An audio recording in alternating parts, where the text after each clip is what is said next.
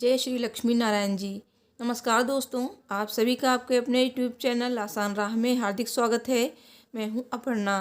दोस्तों, हिंदू पंचांग के अनुसार आज पौष माह की पूर्णिमा तिथि है और इस दिन भगवान विष्णु और माता लक्ष्मी की पूजा की जाती है और बहुत से लोग आज के दिन पूर्णिमा का व्रत करके भगवान सत्यनारायण की पूजा करते हैं। पूर्णिमा का व्रत करने से सारे मनोरथ सिद्ध होते हैं।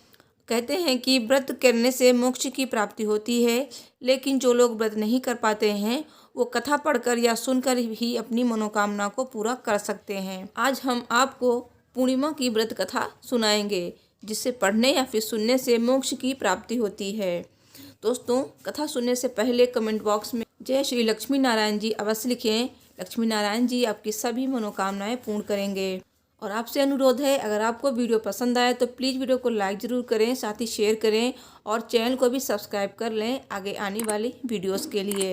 उसके बाद बेल बटन को ज़रूर प्रेस करें। तो चलिए कथा शुरू करते हैं। सब बोलिए भगवान विष्णु की जय, माता लक्ष्मी की जय। एक बार नारद जी ने भ्रमण करते हुए मृत्युलोक के प्राणियों को अपने अपने कर्मों के अनुसार तरह तरह के दुखों से परेशान होते हुए देखा। इससे उनका हृदय द्रवित हो उठा और वो अपने परम आराध्य भगवान श्री हरि जी की शरण में कीर्तन करते पहुंच गए और स्तुति पूर्वक बोले, हे नाथ, यदि आप मेरे ऊपर प्रसन्न हैं तो मृत्युलोक के प्राणियों के कष्ट हरने का कोई उपाय बताने की कृपा करें। तब भगवान ने कहा, मुनिवर, तुमने विश्व कल्याण की भावना से बहुत सुंदर प्रश्न किया है। आज मैं तुम्हें ऐसा व्रत बताता हूँ जो स्वर्ग में भी दुर्लभ है और महान पुण्यदायक है तथा मोह के बंधन को काट देने वाला है, जिसका नाम है श्री सत्यनारायण व्रत। इस व्रत की कथा सुनने मात्र से सब दुख दूर हो जाते हैं और इसका विधि विधान से पूजन आदि करने से मनुष्य सांसारिक सुखों को भोग कर परलोक में मोक्ष को प्राप्त करता है। काशीपुर नगर के एक गरीब ब्राह्मण को भिक्षा मांगते हुए देखकर भगवान विष्णु जी ने स्वयं ही एक बूढ़े ब्राह्मण के रूप में उस निर्धन ब्राह्मण के पास गए और कहने लगे, हे विप्रे, श्री सत्यनारायण भगवान मनोवांछित फल देने वाले हैं। तुम उनका व्रत पूजन करो, जिसे करने से मनुष्य सब प्रकार के दुखों से मुक्त हो जाता है। इस व्रत में उपवास का भी अपना महत्व है, किंतु उपवास से मात्र भोजन न लेना ही नहीं समझना चाहिए।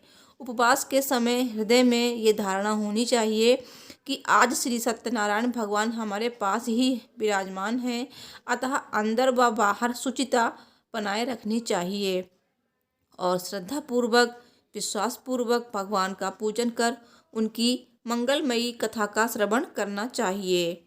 श्री सत्यनारायण जी की कथा बताती है कि व्रत पूजन करने में मानव मात्र का समान अधिकार है, चाहे वो निर्धन हो, धनवान हो, राजा हो या फिर व्यवसायी ब्राह्मण हो, अन्य वर्ग स्त्री हो या पुरुष। यही स्पष्ट करने के लिए इस कथा में निर्धन ब्राह्मण, गरीब लकड़हारा, राजा उल्कामुख, धनवान व्यवसायी, साधु वैश्य, उसकी पत्नी लीलावती, पुत्री कलावती तथा राजा तुंगध्वज एवं गोपगणों की कथा का समावेश किया गया है। इस कथा में बताया गया है कि जैसे लकड़हारा, गरीब ब्राह्मण, उल्कामुख, गोपगणों ने सुना कि यह व्रत सुख, सौभाग्य, संतान, संपत्ति सब देने वाला है, तो सुनते ही श्रद्धा, भक्ति तथा प्रेम के साथ सत्यव्रत का आचरण करने में लग गए और फलस्वरूप सुख भोग कर परलोक में मोक्ष के अधिकारी हुए।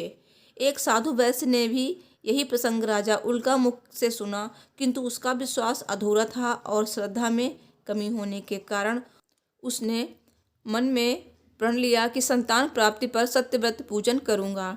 समय बीतने पर उसके घर एक सुंदर कन्या ने जन्म लिया। पत्नी ने व्रत की याद दिलाई तो उसने कहा कि कन्या के विवाह के समय करेंगे। समय आने पर कन्या का विवाह भी हो गया, किंतु उस वैश्य ने व्रत नहीं किया।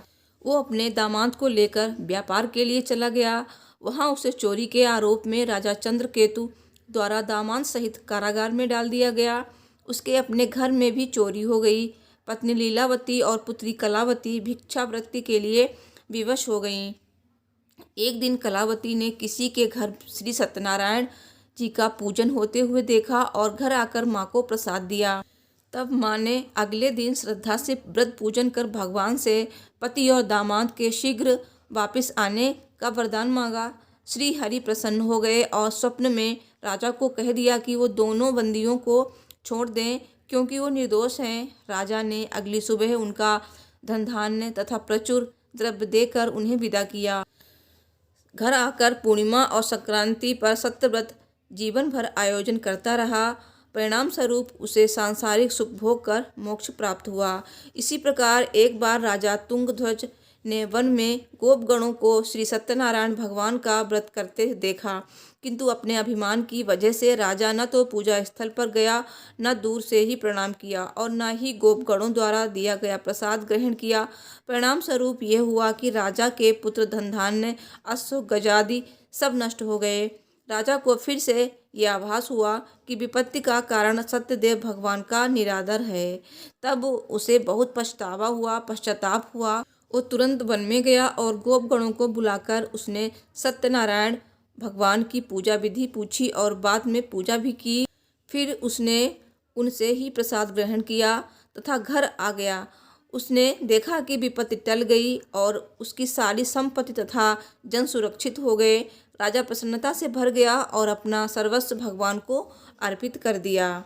सब बोलिए भगवान सत्यनारायण की जय, भगवान विष्णु की जय, माता लक्ष्मी की जय।